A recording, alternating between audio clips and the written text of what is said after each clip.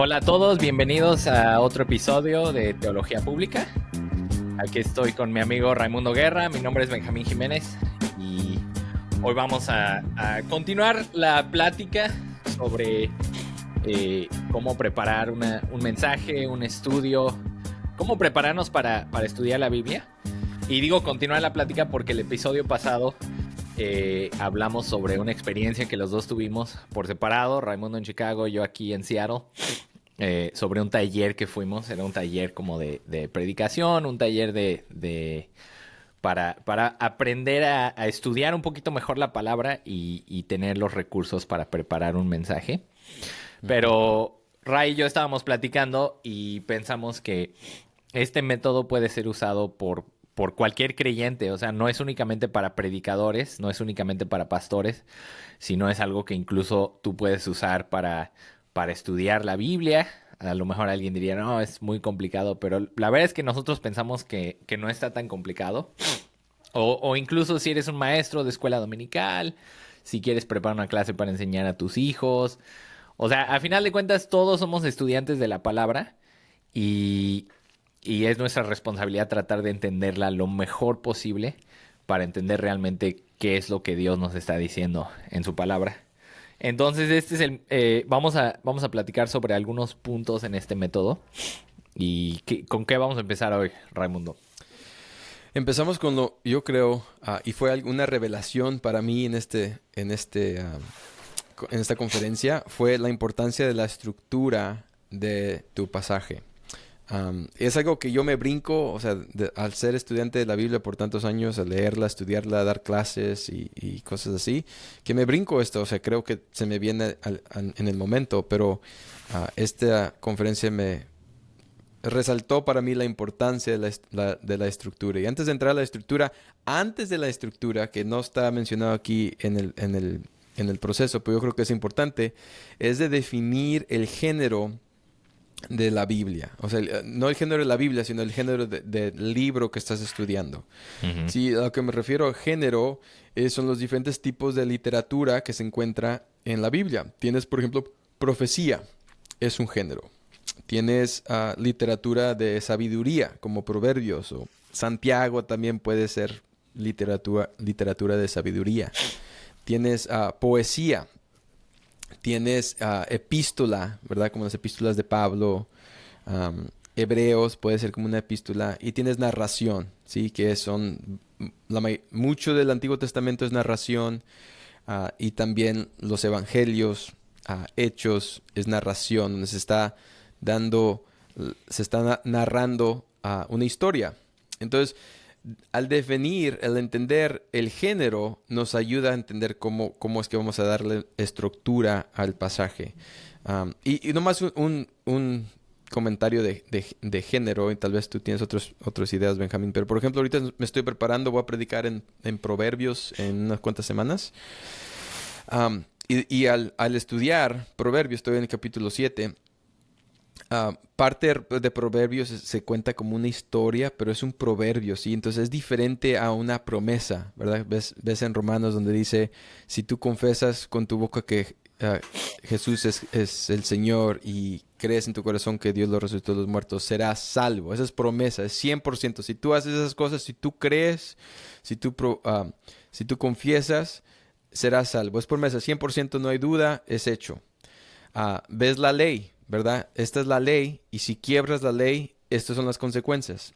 No es promesa, sino que es ley, ¿verdad? Es la ley de los judíos, es como ellos funcionaban como cultura, como un grupo de personas. Y después ves proverbios, que no es ley ni son promesas. Entonces ahí es importante entender que no voy a predicar yo esto como promesa, es decir, si tú haces estas cosas, no pecarás jamás. Eso yo no puedo decir el 100%, si tú haces estas cosas no pecarás jamás, porque vivimos en un mundo caído. Entonces no tengo que entender el género. Tampoco es ley de decir haces estas cosas y te matan los judíos o te piedran o estas son las consecuencias, sino que es literatura de sabiduría. Entonces entender el género es importante. Y entonces el género también te da un poquito de herramientas de saber cómo voy a usar la estructura. Y en este ejemplo que vamos a estar viendo, vamos a hacer unos cuantos episodios. ¿Puedo Dale, decir venga. algo antes de que, de Sí. que lleguemos al ejemplo? Nada más quería agregar ahí que sí, o sea, el género literario es muy, muy importante entenderlo. Creo que los ejemplos que diste son muy buenos. Yo a lo mejor daría otros ejemplos en el sentido de que cuando estamos leyendo los salmos, tenemos que entender que es poesía, ¿no? O sea, si dice el Señor es un ejemplo burdo, ¿no? Pero si dice Dios es un escudo o Dios es una torre fuerte, nunca nadie lo interpretaría y decir, ah, ok, entonces Dios es una torre. No, obviamente es una poesía, es una metáfora que está indicando que Dios es quien nos protege, Dios es fuerte. Y creo que a lo mejor este es un ejemplo muy burdo, pero si nos vamos al libro de Apocalipsis, creo que un error que muchas personas cometen es tratar de leer el libro de Apocalipsis como si fuera una narrativa literal, cuando en realidad el libro de Apocalipsis es un género apocalíptico. Entonces, a lo que voy con todo esto es que si realmente queremos leer la Biblia de forma literal, lo primero que tenemos que hacer es entender qué género literario estamos leyendo y Sí. entonces vamos a poder hacerle justicia al texto de la forma en la que fue escrito. Eso era lo que Sí. quería agregar. Sí, no, y es muy importante ese paso, entender el género es muy importante. Yo creo que a veces nos brincamos, donde no importa el género, yo quiero aplicarlo a mi vida inmediatamente. Y si te brincas ese paso, la aplicación a veces no es la aplicación que el texto que está dando. Ujú. Entonces, para esta serie pequeña, Benjamín, ¿en qué pasaje vamos a estar leyendo? Pues vamos a estar en Marcos capítulo 2 versículos 1 a 12.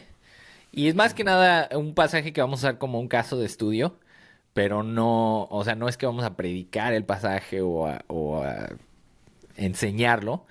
El propósito aquí es mostrar los pasos para preparar un mensaje, un estudio, una clase. Y este pasaje simplemente lo vamos a usar como referencia. Sí, es una oportunidad de estar, por ejemplo, si tú estás escuchando y no has predicado o rara vez das una clase o lección o un estudio, de ver un poquito atrás de las escenas de qué sucede cuando alguien se está preparando para algo así. Entonces, al terminar esta serie, la idea es de que tendrás toda la información necesaria para terminar preparar un estudio o para escribir un estudio, para escribir una predicación al terminar esta serie corta. Entonces empezamos con estructura y en Marcos, sabemos que el género de Marcos es una narración, ¿sí? Se está narrando los acontecimientos que sucedieron en la vida de Jesucristo, empezando con su bautismo, ¿verdad? Nace su bautismo y termina con su crucifixión. Entonces esa es la narración. Y en narración hay elementos que queremos buscar en la narración. Y Benjamín, tú tienes estos elementos porque tú estudiaste literatura en español en México y yo que crecí en Gringolandia, como dices tú, yo tengo otros términos en inglés, así que ¿por qué tú nos das esos términos para entenderlos? Sí, sí.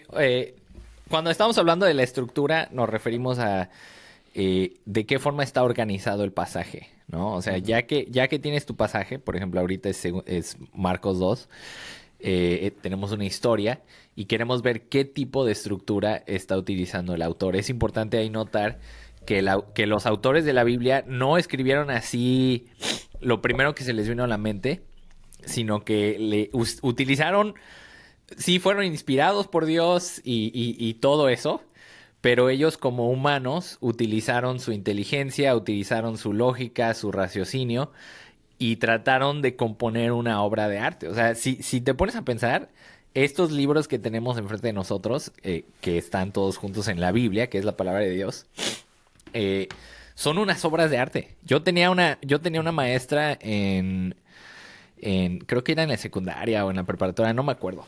Obviamente atea, era maestra de literatura. Y cuando tocó el tema de tocar literatura hebrea, dijo, sí, no, es que la literatura hebrea es muy mala, es muy simple, puras repeticiones y quién sabe qué tanto. Y obviamente, pues en ese momento yo no tenía el más mínimo conocimiento de la literatura hebrea como para poder responderle y decirle algo. me gustaría regresar. Me gustaría regresar con lo que sé ahora y decirle, a ver, demuéstreme cómo es que esta literatura es mala.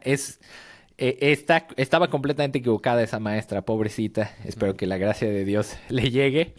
Pero los autores de la Biblia escribieron unas obras maestras.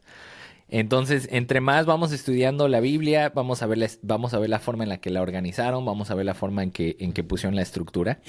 Y bueno, ya me aventé todo un rollo, pero una de las estructuras que podemos usar, hay muchas estructuras que los autores utilizaron, pero una de las estructuras que vemos específicamente en las historias, en la narrativa, vendría siendo, ayúdame, Ray, ¿cómo se llama la estructura? Ah, pues de narración, o sea, de historia de... El arco de una historia, no Sí, sé. sí, el arco de una historia. Ok, el arco de una historia. Entonces, si fueron a la escuela, si fueron a la preparatoria, yo creo que, bueno, depende en qué país hayan ido, porque en México yo creo que utilizamos palabras diferentes a las que a lo mejor utilizaron en España, en Costa Rica, no sé. Pero en México lo que yo aprendí es que estos son los puntos de este arco narrativo. Sería el planteamiento, el conflicto, el clímax, el desenlace y la resolución. Entonces nada más los explico así brevemente y luego vemos cómo están en esta historia de Marcos, ¿no? Entonces, el planteamiento es... El autor está iniciando la historia, nos está a lo mejor presentando a los personajes, nos está presentando la situación. ¿Cuál es el El como el escenario. trasfondo, el escenario de esta historia que está a punto de contar? Hasta ahí no hay necesariamente algún problema, no hay tensión, no hay nada. Después, el conflicto es la parte cuando la historia va subiendo. Haz de cuenta, el planteamiento es así y el conflicto empieza a subir. Y quiere decir que ya el autor nos está presentando cuál es el problema en esta historia, ¿verdad? Toda buena historia tiene un problema, ¿verdad? Si no hay un problema, entonces no es una historia, simplemente es un planteamiento muy largo, ¿no? Entonces nos está presentando el conflicto, hay un problema, hay un problema, hay un problema. Y cuando llegamos al clímax, ahí es ya el punto más intenso de este problema. Y además es el momento en el que ya debe de empezar la solución a este problema. O sea, el clímax es el punto más fuerte de todo este conflicto. Y ya de ahí del clímax, que está hasta arriba, ya la cosa empieza a bajar con el desenlace. Entonces el desenlace es ya la solución a este problema, es la forma en la que el problema es resuelto. Y por último, tenemos una nueva escena o resolución. Les digo, depende de en dónde lo hayan aprendido, pero tenemos ya una nueva escena o un nuevo normal cuando ya se nos narra la vida después de ese problema, ¿no? Entonces, al punto, empezamos aquí y ya la nueva escena está por aquí, porque ya subimos aquí, hubo un clímax, desenlace y ahora ya la vida no puede ser la misma después de ese problema y ese clímax. Ujú. Sí, muy bien, muy bien. Entonces, esa estructura nos puede ayudar y vamos a ver la importancia de tener una estructura así al leer, por ejemplo, los evangelios. Entonces, si vamos a ver a Marcos capítulo 2, del 1 al 12, esta es la curación del paralítico. Sí, entonces vemos en los primeros dos versículos, vemos el planteamiento. Sí, dice así: cuando Jesús entró de nuevo en Capernaum, o sea, estamos planteando aquí el escenario, está en Capernaum. Varios días después se oyó que estaba en casa y se reunieron muchos, tanto que ya no había lugar ni aún a la puerta. Y él explicaba la palabra. Entonces aquí está el planteamiento, aquí está el escenario. Jesús está en Capernaum, en una casa, y vinieron muchos a la casa porque él estaba predicando la palabra. Entonces, ¿qué es lo que están haciendo? Están predicando la palabra. ¿Quiénes están ahí? Jesús, tal vez sus discípulos y mucha otra gente que estaban en la casa, y está llena la casa, que están hasta la puerta. O sea, no puedes ni entrar a la casa de tanta gente que está ahí. Entonces, no hay ningún problema, no hay conflicto. Aquí no está el clima, es nomás el escenario. Ese es el escenario. Y de ahí, entonces buscamos el conflicto. Entonces, el siguiente versículo dice: entonces vinieron y le trajeron un paralítico llevado entre 4 hombres. Entonces, aquí empieza el conflicto al principio. Hay 4 hombres que están cargando un paralítico. Ahí se introduce el conflicto que pues, está paralizado este hombre y tal vez lo están trayendo a Jesús con un propósito. Vemos el siguiente versículo. Como no pudieron acercarse a Jesús a causa de la multitud, esa es otra parte del conflicto. Vinieron a donde estaba Jesús y no pudieron llegar a él. Esa es parte del conflicto. O sea, está subiendo el conflicto. La tensión está subiendo. Vinieron, no pudieron llegar a él porque está llena la casa. Levantaron el techo encima de donde él estaba. Y cuando habían hecho una abertura, bajaron la camilla en que estaba acostado el paralítico. Entonces, uno podría decir, si uno se pone en el escenario, decir, ok, son 4 hombres cargando un hombre, tal vez, dices otro hombre, tal vez un hombre adulto. Imagínense subirse a un techo con este hombre paralítico, no se puede mover, no te puede ayudar, tú lo cargas entre los 4, haces un agujero en el techo y lo bajas, o sea, todo está subiendo la tensión, ¿sí? Aquí todavía no llegamos al clímax ni la resolución, sino que está subiendo. Entonces, viendo Jesús la fe de ellos, dijo al paralítico, este es versículo 5, Hijo, tus pecados son perdonados. Ahora, estamos buscando el clímax, ¿sí? Si estamos usando este arco de historia, este arco de narración, estamos buscando el clímax, y yo diría que aquí todavía sigue subiendo la tensión. Tal vez, Benjamín, tú tengas otros pensamientos, pero yo diría que sigue la tensión porque los 4 hombres están trayendo al paralítico para sanarlo, ¿sí? Por eso están tratando de llegar a Jesús para sanarlo. Llegan, está llena la casa, no pueden entrar, suben al techo, tienen que hacer agujero, bajan al hombre y dice, ok, ya llegó a Jesús para sanarlo y dice, tus pecados son perdonados. Ahora, no nos dicen qué dicen los hombres, pero yo diría, después de todo eso, es todo lo que vamos a recibir, perdón de pecados. O sea, no es que no es importante el perdón de pecados, pero ellos están haciendo todo ese esfuerzo para sanar a este paralítico, a este amigo de ellos. Entonces yo diría que ahí sigue subiendo la tensión. Y vemos que sigue subiendo aún más, pero estaban ahí sentados algunos de los escribas, los cuales pensaban en sus corazones, ¿por qué habla este así? Está blasfemando. ¿Quién puede perdonar pecados si no solo Dios?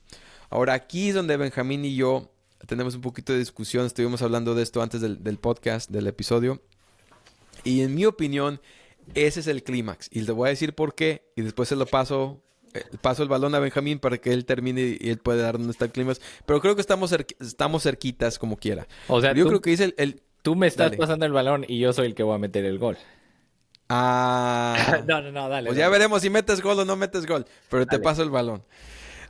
Pero entonces yo digo que ahí está el clímax, porque aquí es serio lo que están discutiendo los escribas, ¿sí?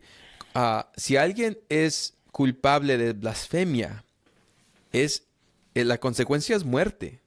Entonces los escribas aquí están diciendo, ¿por qué habla este así? O ellos están aquí escuchando, recuerden, Jesús está predicando, Él está enseñando, no está haciendo milagros, no está perdonando pecados, Él está enseñando. Y los escribas están ahí escuchando y ven que perdona los pecados y dice, está blasfemando. O sea, están considerando en sus mentes, hey, hay que detener a este hombre y hay que matarlo. Sí, yo diría, en mi opinión, yo digo que ese es el clímax.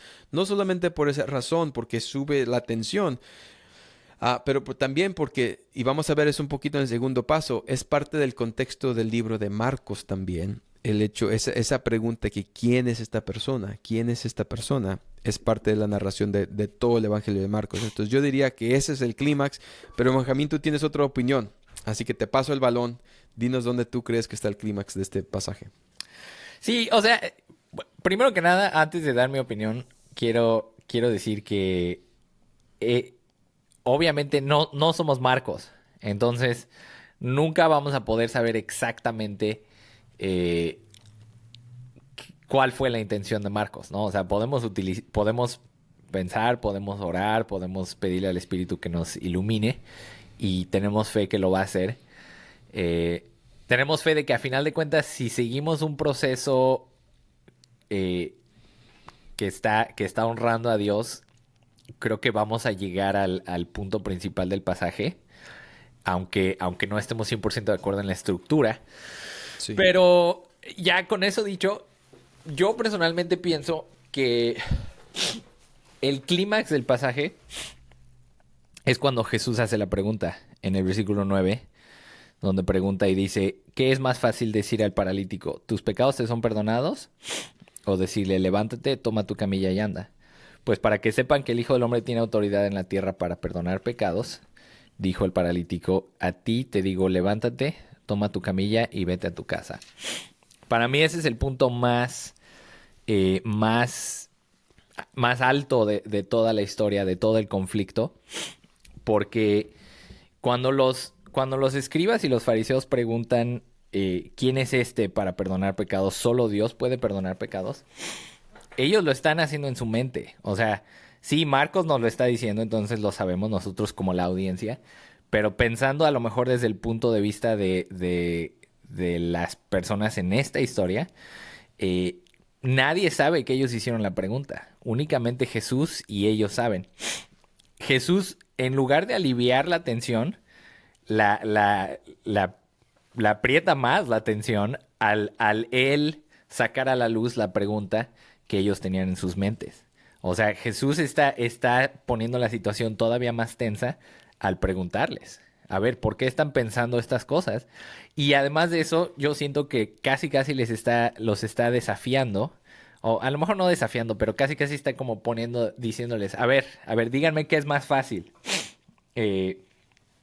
Decir tus pecados te son perdonados o sanarlo, ¿no? Entonces como que les está poniendo ahí un desafío. Entonces para mí, yo siento que esa es la parte más tensa de toda la historia. Y ya el punto así clave, cuando ya se empieza a resolver la situación, es cuando sana al paralítico, ¿no? Entonces eso es lo que yo veo en términos de la estructura. Pero tú síguele. Bueno, entonces, dependiendo de donde tú ves el clímax, la resolución y conclusión se van a encontrar después del clímax. Y vemos el último versículo aquí que no hemos leído todavía. Esta es la conclusión de nuestro pasaje. Y se levantó el paralítico y tomando al instante la camilla, salió a la vista de todos. De manera que todos estaban asombrados y glorificaban a Dios diciendo, jamás hemos visto cosa semejante. Entonces esa es la conclusión, esa es la resolución, es que la gente estaban maravillados de lo que estaban escuchando y lo que estaban viendo al ver los pecados de este paralítico ser sanados y, ser perdonados y de la sanidad del paralítico. Entonces ese es el arco, vemos el clímax y a través de esa estructura podemos reconocer el énfasis del pasaje, ¿sí? Ahora, antes de dar el énfasis, Benjamín, tal vez tú nos puedes dar unas ideas. ¿Cuáles serían énfasis erróneos que uno podría predicar de este pasaje? Pues a lo mejor alguien podría utilizar este pasaje para hablar sobre el evangelismo, ¿no? Decir, tú tienes que ser como esos 4 amigos que trajeron al paralítico a Jesús, ¿no? O sea, no se me hace una mala aplicación necesariamente, pero no se me hace el punto principal del pasaje. Sí. O sea, eso es parte del planteamiento, ¿no? Sí. A lo mejor uno así feo, uno más malo podría ser como decir, no, pues no sé, un ministerio exitoso es cuando las puertas de tu iglesia, cuando ya no cabe nadie más en las puertas de tu iglesia. No, eso sería, si esa fue su conclusión, los invitamos a que todavía no enseñen, todavía no prediquen. Sí. Otra que yo creo que tal vez he escuchado, no puedo recordar, pero no estaría sorprendido si escuchara yo una predicación acerca de amistades, de encontrar amigos como estos 4 amigos que te traen a Jesús.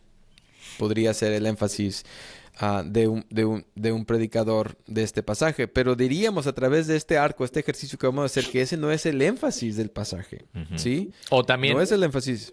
Porque el clímax no se encuentra ahí, se encuentra nomás en el conflicto, pero el clímax y resolución realmente es donde identificamos el énfasis del pasaje. Sí, otra cosa que me hiciste pensar ahí es que igual no creo que esta es una mala aplicación, pero no creo que el punto principal es la fe del paralítico y sus amigos. Sí lo menciona Jesús, ¿verdad? Sí dice en el versículo 5, viendo Jesús la fe de ellos, dijo al paralítico, tus pecados te son perdonados. Entonces, sí es un punto importante la fe del paralítico. Pero nuevamente, como lo estamos viendo aquí, no es la estructura no está enfatizando eso tanto. Sí. El problema no era tanto que había un paralítico que necesitaba ser sanado. El problema era, bueno, no sé, ya lo puedo decir o te estoy No, robando. todavía no, todavía no. Todavía no. Todavía no. Antes de decir cuál es el énfasis, quiero también dar un poquito de por qué el contexto es tan importante. Hay, hay, hay un, ¿cómo se dice? Gap, hay Un espacio. un espacio grande entre nosotros y los lectores originales. Y ese espacio, hay varios tipos de espacio. Está el espacio de tiempo, vivieron en otra época. Está el espacio de cultura, vivieron en otro lugar del mundo donde tal vez muchos de nosotros no conocemos. Está el espacio de lenguaje, ¿verdad? Tienen otras dichos que no concuerdan con los dichos de nosotros.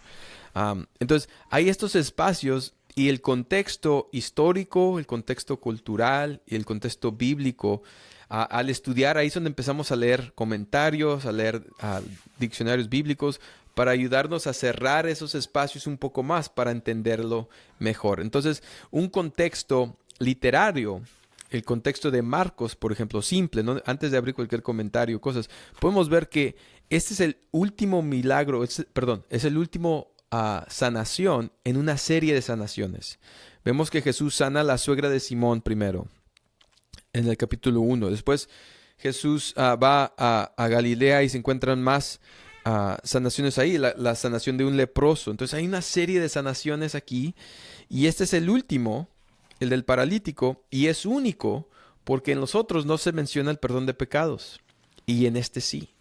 Entonces, cuando uno lo lee en el contexto literario, se das cuenta, wow, esto es importante. Marcos, si está escribiendo esta narración, aún vemos el conflicto y cómo va subiendo el conflicto, pero vemos también que Marcos está haciendo algo más grande aquí, un arco más grande entre sanidad, sanidad, sanidad y perdón de pecados. Entonces hay un énfasis ahí en el perdón de pecados. Entonces hay que identificar eso, decir, wow, esto es único aquí en esta sanidad, de que no simplemente sana, pero comienza con el perdón de pecados, sabiendo de que tal vez los escribas van a reconocerlo como blasfemia. Ujú. Vemos también culturalmente que la manera que Jesús estaba ministrando al tocar al leproso es anticultural. O sea, él está haciendo cosas de otra manera, no de la manera común que se acostumbraba. Está haciendo algo nuevo, algo diferente en el mundo y en la cultura. Entonces, esos contextos nos ayudan a definir el énfasis de este pasaje. Otra cosa ahí, a lo mejor también para pensando en el contexto de Marcos, eh, a lo largo del libro de Marcos se utiliza el término el Hijo del Hombre, ¿no? El Hijo de Dios, el Hijo del Hombre, son dos términos que Marcos utiliza bastante y lo vemos aquí también, ¿no? En el versículo 10 Jesucristo dice, ¿no? Para que sepan que el Hijo del Hombre tiene autoridad en la tierra para perdonar pecados. Y también ahí en la pregunta de los fariseos, ¿no? ¿Por qué habla así? Está blasfemando. ¿Quién puede perdonar pecados sino solo Dios? Entonces ahí Marcos ya nos está dando pistas de qué es lo que quiere enfatizar, ¿no? Estamos hablando de Dios, el Hijo del Hombre. Y si tú ves el Evangelio de Marcos, lo vas a ver a lo largo de todo el Evangelio. Y entonces con todo ese contexto que acumulamos, y lo estamos haciendo aquí rápido, pero al estudiarlo, el contexto literario, al leer un poquito de comentarios, vamos a identificar el énfasis que Marcos tiene con esta historia del paralítico. Y yo diría que el énfasis es el punto principal de esta Una cosa, sección. Rayo. Dale. Perdón, estabas a punto de darles la respuesta. A punto de darles, se dan que esperar un poco. Una cosa que quería mencionar en términos del contexto, porque creo que, bueno, no sé si lo explicamos así bien, pero hemos visto dos pasos, ¿no? El primero es la estructura. La estructura es entender de qué forma está organizado nuestro pasaje. Y el segundo es el contexto, o sea, entender de cómo encaja nuestro pasaje en el contexto del libro, pero no únicamente en el contexto del libro, sino a lo mejor en el contexto de la historia de salvación, ¿no? Porque la Ujú. Biblia es una historia completa, entonces es importante identificar en dónde se encuentra nuestro pasaje, ¿no? O sea, ahorita pues Sí. es más o menos fácil porque es un evangelio, entonces sabemos que es el punto clave cuando Jesucristo vino a este mundo, murió en la cruz por nuestros pecados, resucitó. Eh, También no sé si íbamos a hablar de esto o no, pero quería mencionar, es importante entender el contexto histórico, el contexto cultural, como tú lo mencionaste, Ujú. ¿no? O sea, ¿qué era lo que las personas en esta historia, qué tipo de contexto tenían ellos? ¿Cómo hubieran entendido estas cosas? También Ujú. tenemos que pensar en la audiencia original, cómo hubieran entendido los lectores originales de ese pasaje. Ahora, yo sé que a lo mejor estas cosas suenan un poquito complicadas y suenan como que no, pues está imposible estudiar todo esto. Bueno, ahí es donde yo utilizaría un poquito más los comentarios, comentarios bíblicos. Yo no utilizaría un comentario bíblico tanto como para que me diera la interpretación del pasaje.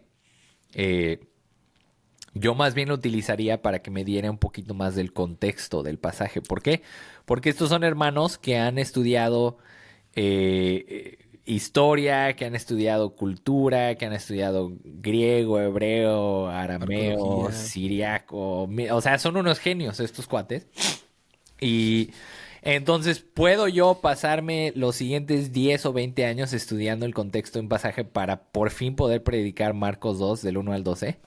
O puedo ir a un recurso de un hermano que ya hizo todo ese estudio y que ya lo escribió ahí para yo poder encontrar la respuesta a algunas preguntas que tengo, ¿no? Entonces, Sí. comentarios, diccionarios bíblicos, todo ese tipo de recursos son herramientas. No son para que tú de ahí te fusiles todo el mensaje y prediques el mismo mensaje que tu comentarista favorito predicó. No, es más bien para que tú los consultes y, por ejemplo, tienes una pregunta y digas, bueno, a ver, ¿qué onda con los paralíticos? ¿Cómo se trataban los paralíticos en ese entonces? Ah, pues vas a un Mm, comentario, a un diccionario y ahí te dan la respuesta.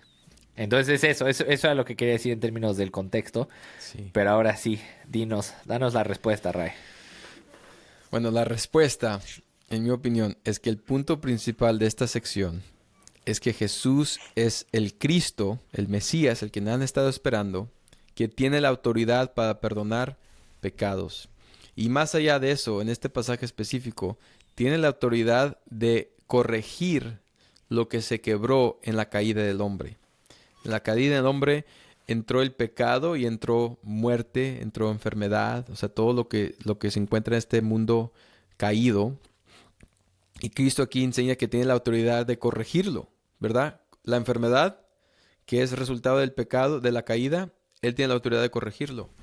La muerte espiritual, esa separación que el pecado trajo entre el hombre y Dios, Él tiene autoridad de corregirlo, en perdonar los pecados. Entonces, Él está estableciendo, en este pasaje diríamos que Él está estableciendo su autoridad como el Mesías, el Cristo y el Hijo de Dios.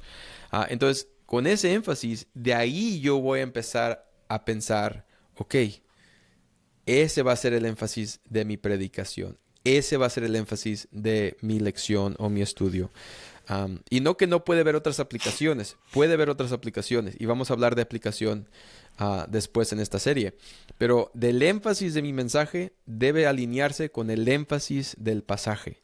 Y tengo que identificar el énfasis a través de la estructura, el contexto, am, y definirlo, o sea, literalmente definir cuál es el énfasis aquí del autor a su audiencia y de ahí yo brinco al énfasis de mi mensaje. Sí, a lo mejor ahí yo, si yo fuera a escribir el punto principal que yo creo, yo me enfocaría un poquito más en la conexión entre hijo de, hijo de Dios, o sí, hijo de Dios, hijo de hombre. Eh, entonces, no digo que el tuyo esté mal. Yo creo que, o sea, estoy de acuerdo en que aquí estamos hablando de que Jesucristo es el Cristo. A lo mejor yo trataría de ponerlo de esta forma. El punto principal es que Jesucristo es Dios y por lo tanto tiene la autoridad de perdonar pecados, ¿no? Mm, O que Jesucristo es el Hijo de Dios y por lo tanto tiene la autoridad de perdonar pecados. Algo así, o sea, pero a final de cuentas Sí. es lo mismo, ¿no? Porque el Cristo, aunque los judíos todavía no lo entendían, pero ahora nosotros sabemos que el Cristo es el Hijo de Dios, ¿no? Entonces, Sí. para el momento en el que lleguemos al final de Marcos, que no vamos a hacer aquí, pero cuando ustedes lo estén estudiando, se van a dar cuenta que el propósito de Marcos es demostrar que el Hijo de Dios, el Hijo del Hombre, es lo mismo. Que el Mesías, el siervo que sufre de Isaías 52, 53, es la persona de Jesucristo, ¿no? Entonces, Sí. a lo mejor pueden variar un poquito las palabras, pero el punto es que nosotros entendamos qué era lo que Marcos quería comunicar a su audiencia en este pasaje, y estamos los dos de acuerdo en que es que Jesucristo, como el Cristo, como el Hijo de Dios, tiene la autoridad para perdonar pecados. Eso es el punto principal.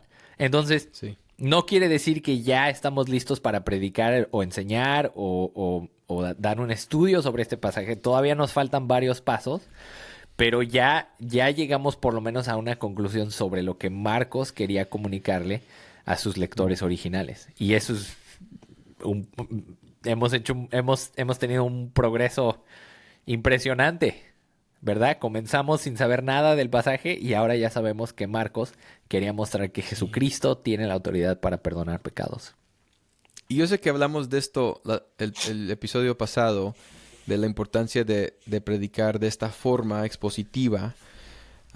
Pero la importancia aquí también es de predicar expositivamente, es porque si tú vas a predicar, si tu mensaje, tu estudio va a lanzarse de este énfasis que se encuentra en el pasaje, tú estás demostrando y modelando a tu congregación, a los miembros de tu estudio, a los miembros de tu clase, que ellos pueden hacer esto mismo. O sea, tú los puedes llevar a través de identificar el énfasis ellos mismos y no tener una revelación de que no, de aquí vamos a sacar un concepto grande, ¿verdad? Un concepto de amistades cristianas o un mensaje de sanidad. O sea, el énfasis de este pasaje es la relación entre el pecado y la enfermedad y vamos a ir a Santiago a ver otra vez ahí que cómo ahí se ve esa relación y tal vez pues hay una doctrina tal vez ahí entre una relación, no sé, no lo he estudiado así profundamente, pero estamos trayendo algo al texto que Marcos tal vez no tenía la intención de